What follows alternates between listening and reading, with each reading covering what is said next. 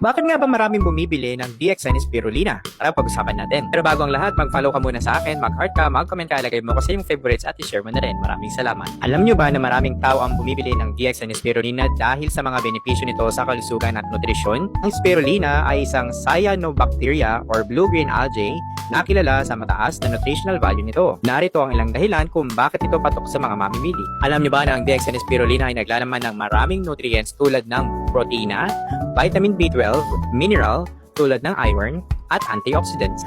Ang protina na nasa spirulina ay kumakatawan sa halos 60 to 70%.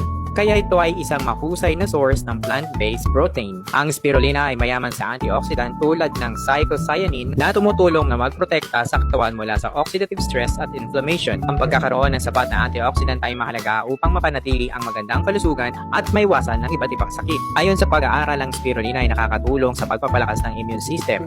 Ito ay naglalaman ng polysaccharides at iba pang compounds na nagpapasigla sa immune response. Kaya't mas nagiging handa ang katawan laban sa mga infeksyon. Paano ka ba naman bibili nito? Huwag ka magkalala dahil nilagay ko sa aking yellow basket. Mag-follow ka muna sa akin, mag-heart ka, mag-comment ka, lagay mo kasi yung favorites at share mo na rin. O ano pang hinihintay mo? Click the yellow basket. Check out now!